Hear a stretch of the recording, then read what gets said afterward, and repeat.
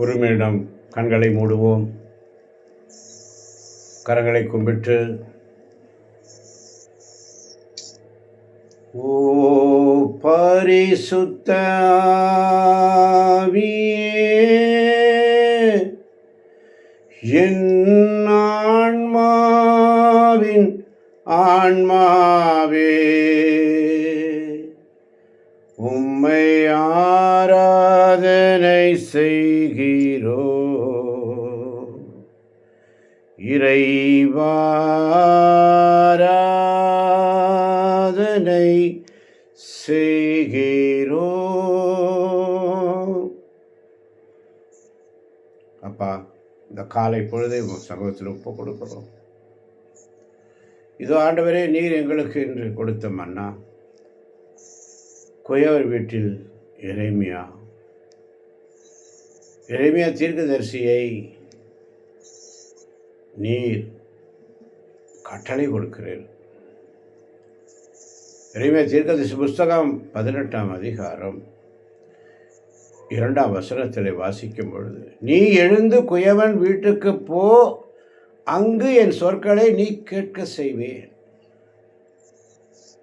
ஆமாண்டவரே, இன்று உடைய சொற்களை கேட்பதற்காக நாங்கள் ஒவ்வொருவரும் உடைய சமூகத்திலே காத்திருக்கிறோம். ஆண்டவரே, இந்த மன்னாவை நீர் எங்களுக்கு தந்தீரம்பா, நன்றி ஆண்டவரே. எங்கள் வாயின் சொற்கள் உமக்கு உகந்தரவாக இருக்கட்டும். இந்த வார்த்தைகளை கேட்கின்ற நாங்கள் வீணாய் போய்விடாமல் உடைய வார்த்தைகளின்படி நடக்க கிருபை செய்யும். மேலுமாய் இதை கேட்கப் போகின்ற ஒவ்வொரு பிள்ளைகளையும் நீர் ஆசீர்வதிப்பாராக. ஆண்டவரே, நீர் என்னோடு இடைப்படுவீராக. எப்படி நான் இதை சொல்ல வேண்டும், எதற்காக சொல்ல வேண்டும் என்பதை நீர் அறிவுறுத்தும். ஆண்டவரே, நீர் என்னோடு இடைப்பட்டு என் நாவிலிருந்து நீர் பேசுவீராக. என் ஆற்றலாலும் அல்ல, சுயபலத்தால் அல்ல, உம்முடைய பலத்தால், உம்முடைய திருக்கரத்தால் எங்களை தாங்கி இந்த வார்த்தைகளை வாசிக்க கிருபை தாரும்.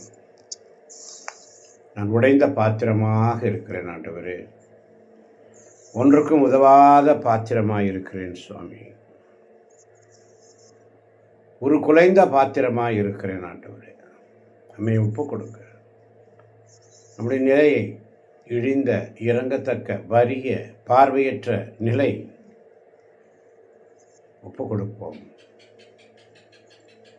இழிந்த, இறங்கத்தக்க, வறிய, பார்வையற்ற நிலையில் இருக்கிறேன் என்று நம்மை தாழ்த்துவோம். உடைந்த பாத்திரம் நான், எதற்கும் உதவாதவன். ஒரு குலைந்த பாத்திரம் நான், எவரும் விரும்பாதவன்.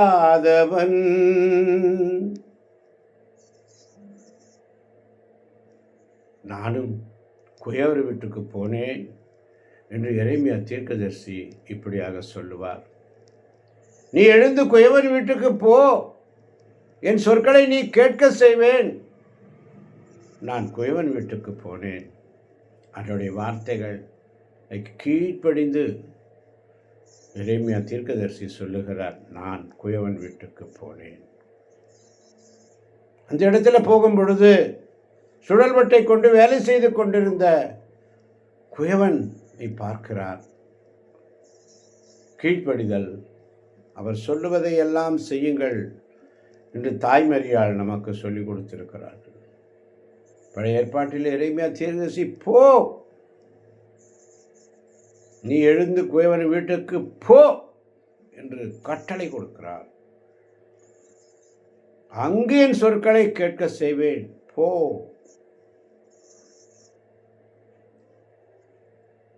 எரேமியா தீர்க்கதரிசி குயவன் வீட்டுக்கு போகிறார்.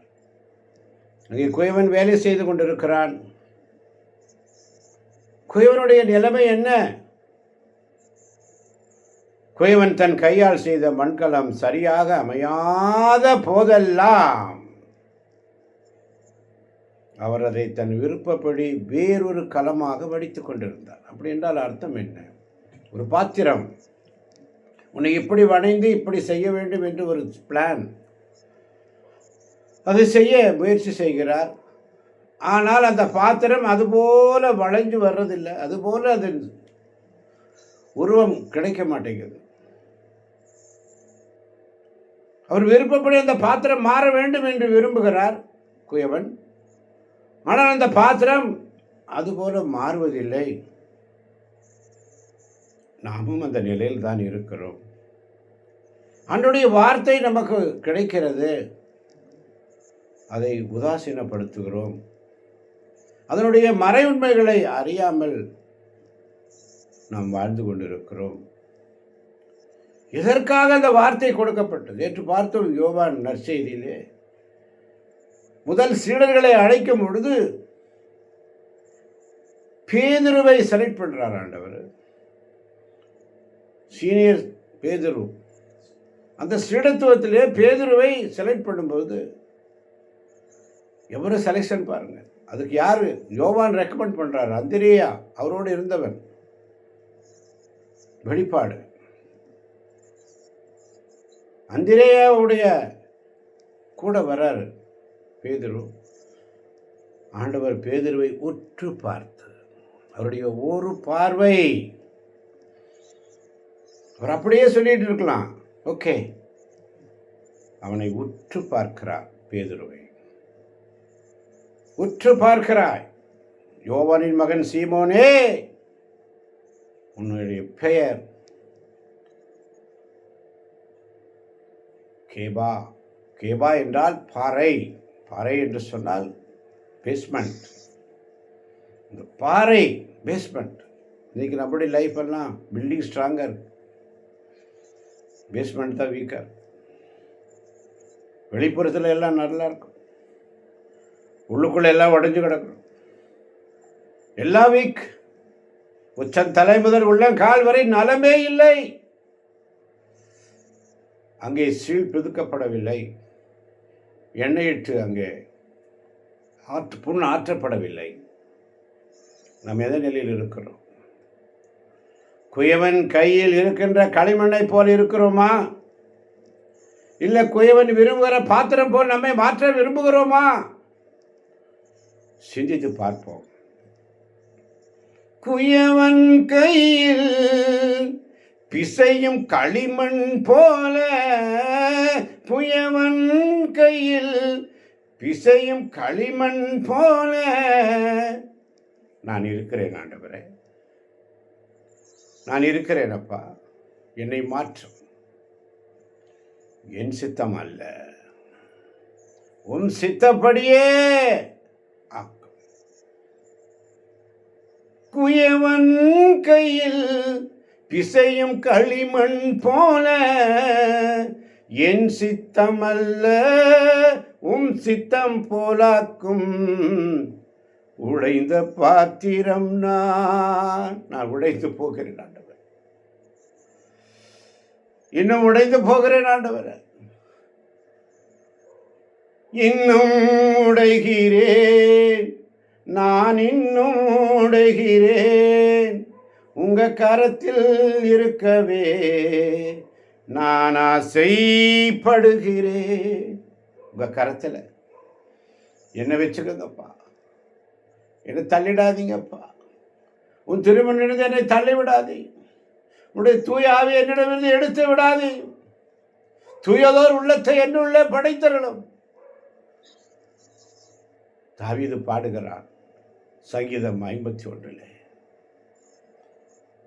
தூயதோர் உள்ளத்தை ஈசோப்பினால் என்னை கழுவும். இதோ தீவினையோடு என் தாய் என்னை கருத்தாங்கினாள். நான் பயனற்ற நிலையில் இருக்கிறேன், என்னை பண்படுத்த மாட்டேன். பேதுருவை செலக்ட் பண்றாரு. 3 பேர் வருகிறார்கள், யோவான் ஸ்நானகன், அந்திரேயா, 3வது பேதுரு. பேதுருவை செலக்ட் பண்றார் ஆண்டவர். உற்று பார்த்து அதே இடத்துல பிலிப்பை செலக்ட் பண்றாரு. ஒண்ணுமே சொல்லல. என் பின்னே வா, என் பின்னே வா. ஒரே வார்த்தை, வேற எதுவுமே சொல்ல. ஏனென்றால் ஆண்டவருக்கு தெரியும். பேதுருவை உற்று பார்க்கிறார். பேதுருடைய மனநிலை எப்படி இருக்கும் என்று ஆண்டவருக்கு தெரியும். மனிதர் உள்ளங்களை அறிந்திருக்கிறார். அவருக்கு தெரியும். பிலிப்பை பார்க்கும் பொழுது என் பின்னே வா, ஒரே வார்த்தை. ஏனென்று சொன்னால் பிலிப்பு உடனே ஊழியம் செய்கிறான். நத்தனியேலை அழைத்து வருகிறான். நான் கண்டேன் என்று சொன்னேன். ஆமன் வாழ்ந்தவர்களே, எரேமியா தீர்க்கதரிசி அழைக்கும் பொழுது, ஐயோ நான் சிறு பிள்ளை ஆயிற்றே, நீ சிறு பிள்ளை என்று சொன்னது யார்? உன்னை கட்டவும் பிடுங்கவும் அவிழ்க்கவும் நான் உன்னை ஏற்படுத்துவேன்.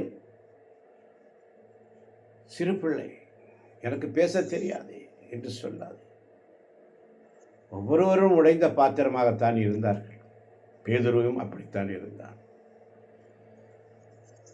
சீடன், மூத்த சீடன், 3 முறை மறுதளித்த பேதுரு. இயேசு கேட்பார், நீ என்னை நேசிக்கிறாயா? இயேசுக்கு துன்பம் வரும், பாடுகள் வரும். மனுமகன் பாடுபட வேண்டும், 3ஆம் நாள் உயிர்ப்பிக்கப்பட வேண்டும் என்ற வார்த்தைகளை கேட்ட பொழுது பேதுருக்கு மனமில்லை.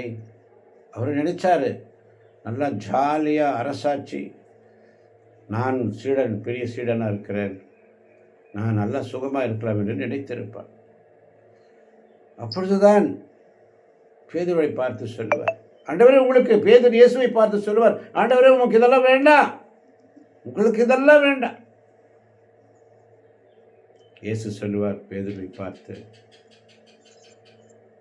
சாத்தானே அப்பாலே போ, நீ உலக காரியங்களை பற்றி எண்ணுகிறாய். அதே போலதான் இங்கே எரேமியா தீர்க்கதரிசியை பார்க்கும் பொழுது, குயவன் தன் கையால் செய்த மண்கலங்கள் சரியாக அமையாத போதெல்லாம் அவர் அதை தன் விருப்பப்படி வேறொரு களமாக தன் விருப்பப்படி வேறொரு களமாக, அவருக்கு என்ன விருப்பமோ அது மாதிரி தான். அப்போதான் அப்போது ஆண்டவர் எனக்கு அருளிய வாக்கு. வாசிக்கலாம். 6ஆம் வசனம். ஆமென். இஸ்ரேல் வீட்டாரே, இந்த குயவன் செய்வது போல் நானும் உனக்கு செய்ய முடியாதா என்கிறார் ஆண்டவர். இந்த குயவன் கையிலுள்ள களிமண்ணை போல இஸ்ரேல் வீட்டாரே, நீங்கள் என் கையில் இருக்கின்றீர்கள். இஸ்ரேல் வீட்டாரே, இந்த குயவன் செய்வது போல் நானும் உனக்கு செய்ய முடியாதா என்கிறார் ஆண்டவர். இந்த குயவன் கையிலுள்ள களிமண்ணை போல இஸ்ரேல் வீட்டாரே, நீங்கள் என் கையில் இருக்கின்றீர்கள். ஆமென், ஆமென், ஆமென். இஸ்ரேல் வீட்டாரே, நீங்கள் எல்லாரும் என் கையில் தான் இருக்கிறீங்க. இந்த குயவன் செய்வது போல் நானும் உங்களுக்கு செய்ய முடியாதா? இந்த குயவன் கையில் உள்ள களிமண்ணை போல இஸ்ரேல் வீட்டால் நீங்கள் என் கையில் இருக்கிறீர்கள். அதனால்தான் நேற்று பார்த்தோம் 1 சாமுவேல் புஸ்தகத்தில் 2ஆம் அதிகாரம் 30ஆம் வசனத்தில் வாசிக்கும் பொழுது, 1 சாமுவேல் 2ஆம் அதிகாரம் 30ஆம் வசனம் மிக அழகாக சொல்லும். இஸ்ரேலின் கடவுளாகிய ஆண்டவர் கூறுவது, உன் வீடும் உன் மூதாதைய வீடும் என் முன்பாக என்றென்றும் ஊழியம் புரிவீர் என்று வாக்களித்திருந்தேன். நீயும் உன் வீடும் உன் மூதாதைய வீடும் என் முன்பாக என்றென்று ஊழியம் புரிவீர் என வாக்களித்திருந்தேன். ஆனால் தற்போது ஆண்டவர் கூறுவது, இவ்வாக்கு என்னை விட்டு அகல்வதாக. ஏனெனில் என்னை மதிப்போரை நான் மதிப்பேன், என்னை இகழ்வோர் இகழ்ச்சி அடைவர். ஆமென், ஆமென். உன் வீடும் உன் மூதாதை வீடும் என் முன்பாக என்றென்று ஊழியம் புரிவீர் என ஒரு வாக்கு கொடுத்திருந்தார் ஏலியின் குடும்பத்துக்கு. ஆனால் ஏலி 3ஆம் அதிகாரம் 13ஆம் வசனத்தில் அவன் தன் புதல்வர்கள் கீழ்த்தரமாக நடந்து கொண்டதை அறிந்திருந்தும் அவர்களை தடுக்காத குற்றத்திற்காக அவனது வீட்டுக்கு நீங்காத தண்டனை தீர்ப்பு வழங்குவேன் என்று அறிவித்தேன். தன் புதல்வர்கள் கீழ்த்தரமாக நடந்து கொண்டதை அறிந்திருந்தும். அதனால ஆண்டவர் தெளிவாக சொல்றார் ஏலியின் குடும்பத்தை பற்றி. இதை நாம் வாசித்துக் கொண்டு வருகிறோம். கடந்த ஒரு வாரமாக 1 சாமுவேல் போய்கொண்டிருக்கிறது. எல்லோரும் அறிந்த உண்மையே, உன் வீடும் உன் மூதாதை வீடும் என் முன்பாக என்றென்று ஊழியம் புரிய வேண்டும் என்று ஆண்டவருக்கு விருப்பம். ஒரு வாக்கு கொடுத்திருந்த, நீங்க தான் செய்யணும், நீ தான் செய்ய போற. ஆனா அந்த இடத்துல ஆனால் தெளிவா இருக்கு. ஆனால் தற்போது ஆண்டவர் கூறுவது, இவ்வாக்கு என்னை விட்டு அகல்வதாக. எவ்வளவு தெளிவா சொல்றார் பாருங்க. இந்த வார்த்தை உடன்படிக்கை நான் செஞ்சேன், வாக்கு கொடுத்திருந்தேன். உன் வீடும் உன் மூதாதை வீடும் என் முன்பாக என்றென்று ஊழியம் புரியும். ஒவ்வொரு பிள்ளைகளை பார்த்து இன்னைக்கு ஆண்டு சொல்றாரு,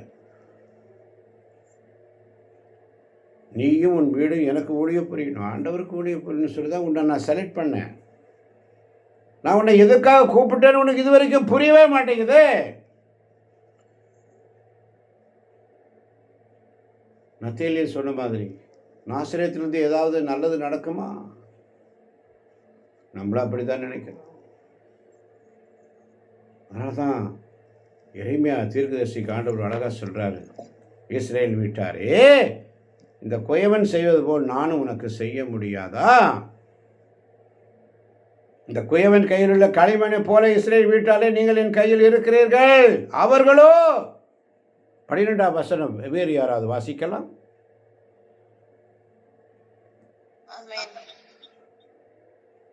அவர்களோ இதெல்லாம் சொல்லி பயனில்லை, எங்கள் திட்டப்படியே நாங்கள் நடப்போம், நாங்கள் ஒவ்வொருவரும் எங்கள் தீய இதயத்தின் பிடிவாதப்படியே செயல்படுவோம் என்பார்கள்.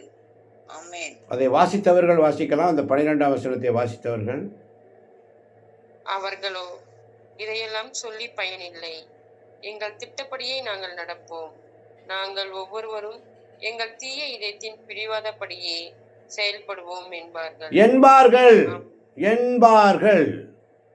அவங்க சொல்லிட்டே தான் இருப்பாங்க.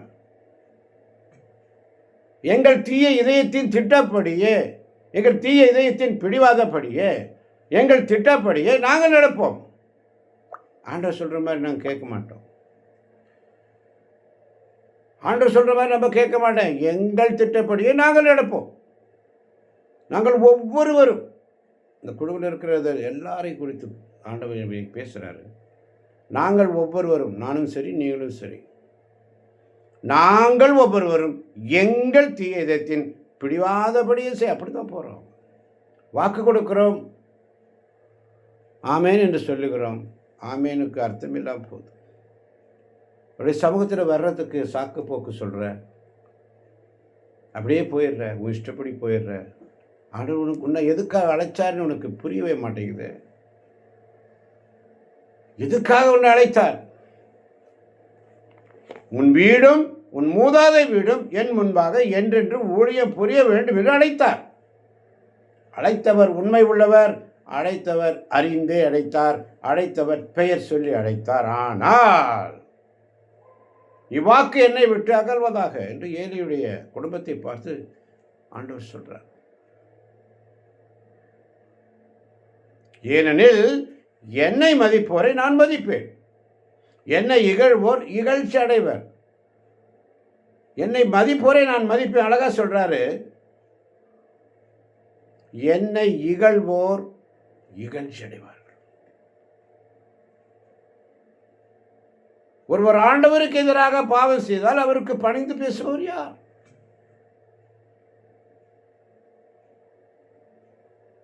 இருப்பினும் அவர்கள் தங்கள் தந்தையின் குரலுக்கு செவி கொடுக்கவில்லை,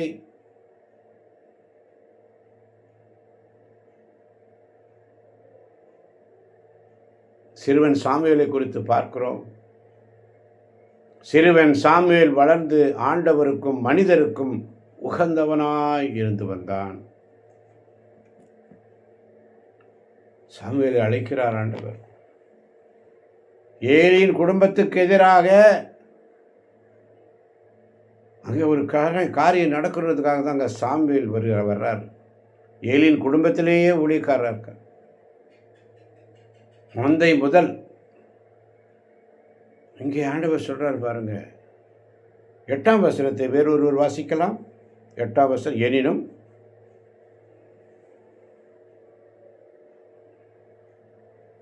ஆமென். எனினும் குறிப்பிட்ட அந்த நாடு தன் தீய வழியிலிருந்து திரும்புமாயின் நான் அதற்கு வருவிக்கிருந்த தீங்கை எண்ணி வருந்துவேன். எனினும் குறிப்பிட்ட அந்த நாடு தன் தீய வழியிலிருந்து திரும்புமாயின் நான் அதற்கு வருவிக்கிருந்த தீங்கை எண்ணி வருந்துவேன். பாருங்க, அவருக்கு எவ்வளவு ஃபீல் பண்றாரு பாருங்க. குறிப்பிட்ட அந்த நாடு, அந்த நாடு என்று சொன்னால் அந்த நாடு, அந்த வீடு, அந்த குடும்பம், அந்த பிள்ளைகள். குறிப்பிட்ட உன் வீடும் உன் மூதாதையர் வீடும் எனக்கு முன்பாக என்று ஊழியம் செய்வேர் என்று குறிப்பிட்ட தன் தீய வழியிலிருந்து திரும்புமாயின் நான் அதற்கு வருவிக்கவிருந்த தீங்கை எண்ணி நான் வருந்துவேன். ஆண்டவர் வருந்துறார் பாருங்க. என்னை மதிப்போரே நான் மதிப்பேன், என்னை இகழ்வோர் இகழ்ச்சி அடைவார்கள். ஆட்டோமேட்டிக்கா அவர்களை இகழ்ச்சி அடைய செய்வேன் என்று சொல்லவில்லை. ஆண்டவர் தெளிவாக இருக்கார். இகழ்ச்சி ஆட்டோமேட்டிக்காக அவங்க அப்படியே வெட்கி நாணம் அடைந்து கூனி குறுகி நின்றான் ஆதாம் ஏவாள். அந்த சமூகத்தில் சிந்தித்து பாருங்க தேவ பிள்ளைகளே. 10ஆம் வசனம் இன்னும் அழகா சொல்லுது பாருங்க. அது என் சொல்லுக்கு செவி கொடுக்காமல் என் கண்முன் தீமை செய்தால் நான் அதற்கு செய்ய போவதாக கூறியிருந்த நன்மையை எண்ணி வருந்துவார். உனக்கு நான் இதெல்லாம் செய்ய போகிறேன், உனக்கு இதெல்லாம் ஆசீர்வாதத்தை கொடுக்குறேன், உனக்கு இதெல்லாம் நான் உன்னுடைய ஃப்யூச்சரில் உன்னுடைய ஒவ்வொரு காரியங்களையும் நான் சரிப்படுத்துவேன். எல்லா வாக்குத்தத்தம் கொடுத்தாரு. அதை ஒவ்வொரு நாளும் உதாசீனப்படுத்துகிறோம், மறுதளிக்கிறோம். ஒவ்வொரு நாளும் மறுதளிக்கிறோம். ஒவ்வொரு நாளும் கீழ்ப்படியாமையான் காரணமாக நாம் அப்படித்தான் இருந்து வருகிறோம். அன்பார்ந்தவர்களே, தெளிவா சொல்றாரு பாருங்க 9ஆம் வசனத்தில், அதுபோல ஒரு நாட்டையோ அரசையோ கட்டி எழுப்பவும் நட்டு வளர்க்கவும் போவதாக நான் எப்போதாவது கூறலாம். உன் வீட்டை கட்டுவார், வீட்டை கட்டுகிறார், உன் குடும்பத்தை கட்டுகிறார், தடைகளை மாற்றுகிறார். கட்டி எழுப்பவும் நட்டு வளர்க்கவும் போவதாக நான் எப்போதாவது சொல்லலாம்.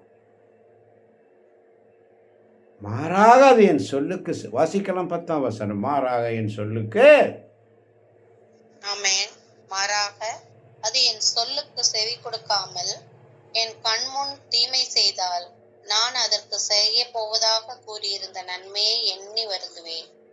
மாறாக அது என் சொல்லுக்கு செவி கொடுக்காமல் என் கண்முன் தீமை செய்தால் நான் அதற்கு செய்ய போவதாக கூறியிருந்த நன்மையை எண்ணி வருந்துவேன். ஆமென். எவ்வளவு வேதனைப்படுறாரு பாருங்க. தவக்காலத்துல இருந்த பக்தி முயற்சி எங்கே? ஓடி ஓடி ஓடி ஓடி சிலவுப்பார் பக்தி முயற்சி எங்கே? காவி உடை எங்கே? முத்து மாலைகள் எங்கே? மணி மாலை எங்கே? இன்னைக்கு ஆண்டவர் கேட்கிறார், முடிந்து விட்டதா? எல்லாம் முடிந்து விட்டதா? என் கண்முன் தீமை செய்தால் நான் அதற்கு செய்ய போவதாக கூறியிருந்த நன்மையை எண்ணி அவர் வருந்துவார். அங்கே ஏலியின் புதல்வர்களுக்கு சொன்னது போலத்தான், என்னை மதிப்போரை நான் மதிப்பேன், என்னை இகழ்வோர் அதனால தான் 1 சாமுவேல் 2ஆம் அதிகாரத்தில் 29ஆம் வசனம் அழகாக சொல்கிறார் பாருங்க. பின் நானே ஆமென்.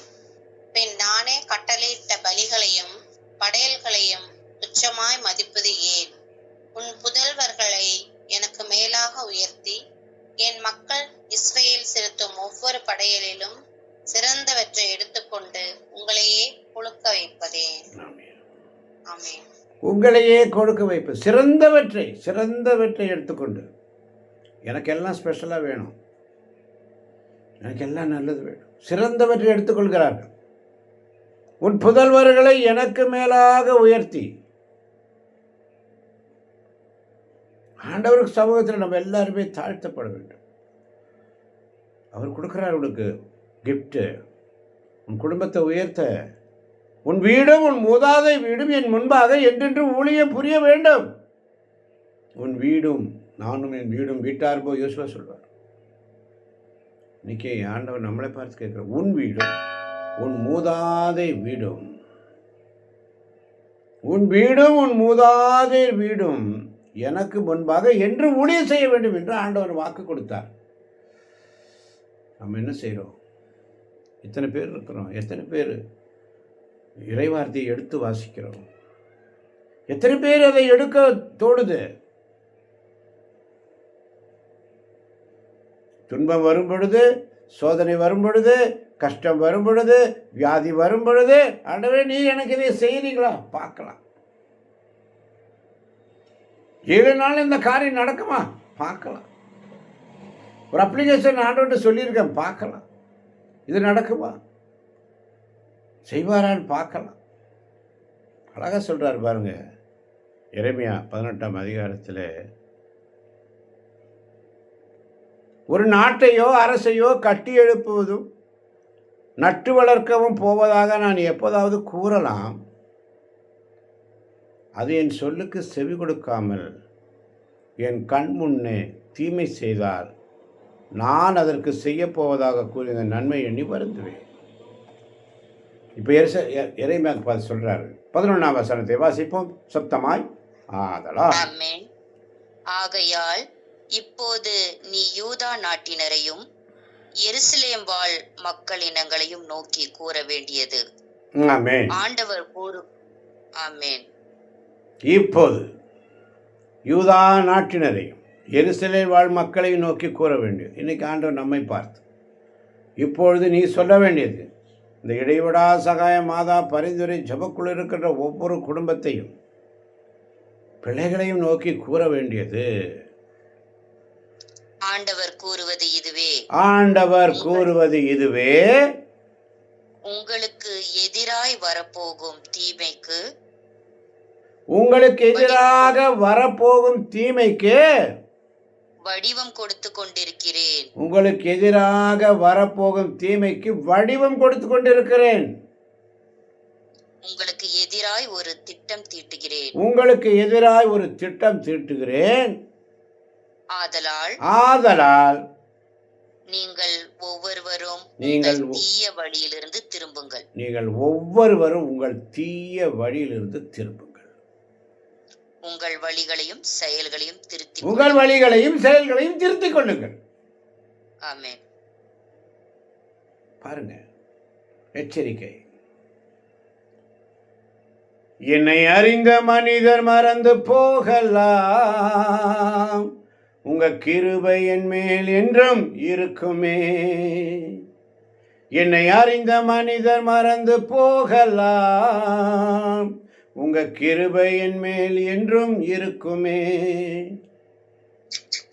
என் அக்கிரமங்களை சிலுவையில் சுமந்தி அபிஷேகத்தாலே மூழ்கி நனைத்திட்டீர். மகளே, மகனே, சகோதரனே, சகோதரியே, நம்முடைய அக்கிரமங்களுக்காக அவர் அடையப்பட்டார், காயப்பட்டார். நாமோ அவர் மனுஷரை போல அடிக்கப்பட்டார், கொல்லப்பட்டார் நினைச்சு. ஆண்டவர் இயேசு கிறிஸ்து தானே தன் வேதனைகளை நமக்காக அவரே ஏற்றுக்கொண்டார். யூதாசுக்கு அப்பம் கொடுத்தது சொல்லுவார், நீ செய்ய வேண்டியதை போய் வேகமாய் செய். நீ செய்ய வேண்டிய ஆண்டவருக்கு முதல்ல எல்லாமே பிளான். நீ செய்ய வேண்டியதை வேகமாய் செய். காட்டி கொடுக்கிறான். பேதுரு மறுதளிக்கிறான். சீடர்கள் எல்லாரும் ஓடி போறாங்க. அந்த அன்பு சீடர் மட்டும்தான் கல்லறை வரை இயேசுவை தாங்கி போகிறான். அதனால தான் கல்லறையில் போய் பார்த்ததும் யோவான் நற்செய்தியிலே வாசிக்கிறோம், யோவான் ஸ்நானகன் உள்ளே நுழைவில்லை. அவர் தெரிஞ்சிருச்சு, என் ஆண்டவர் உயிர்த்து விட்டார். ஆனால் பேதுருக்கு தான் அந்த விசுவாசம் வரணும். ஏன்னா இவர் உள்ளே போயிட்டு ஒருவேளை ஏதாவது மாறிடுமோன்னு சொல்லி அவர் வெயிட் பண்ணுறாரு. பேதுரு தான் உள்ளே போகிறார். பேதுருவை உற்று பார்த்தார். அவரை செலக்ட் பண்ணும்போது ஒரு செலெக்ஷன் ஆண்டவர் பண்ணுறாருன்னு சொன்னால் புத்திசாலி ஆண்டவருக்கு வேண்டாம், பெரிய அறிவாளி வேண்டாம், ரொம்ப ஞானி வேண்டாம். ஒன்றுக்கும் உதவாத குப்பை மேட்டில் இருக்கிற என்ன போல ஆண்டவர் தேர்ந்தெடுப்பார். குப்பமேட்டில் தூசியும் சாம்பலுமாகிய நான்.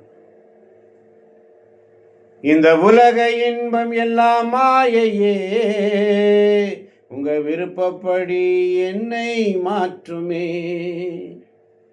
என் பலவீன காலங்களில் பலத்தாலே பாதுகாக்கிறீ.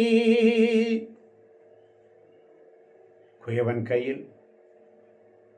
கையில் இருக்கின்ற களிமண்ணை போல நான் இருக்கிறேன் ஆண்டவரே. நீர் மாற்றுவீராக. நான் உடைந்த பாத்திரம், நீர் மாற்றப்போவதற்காய் நன்றி. எங்களை மாற்றும் ஆண்டவரே. ஒரு சேஞ்சை கொண்டு வாங்க ஆண்டவரே. இதை கேட்கப் போகின்ற ஒவ்வொரு பிள்ளைகளையும் தேவன் நிறைவாக நிறைவாக நிறைவாக ஆசீர்வதிக்கப் போவதற்காய் நன்றி. ஆசீர்வதியும் பலப்படுத்தும். இயேசுவின் நாமத்தில் ஜெபிக்கிறோம் எங்கள் ஜீவனுள்ள நல்ல பிதாவே. ஆமென், ஆமென், ஆமென்.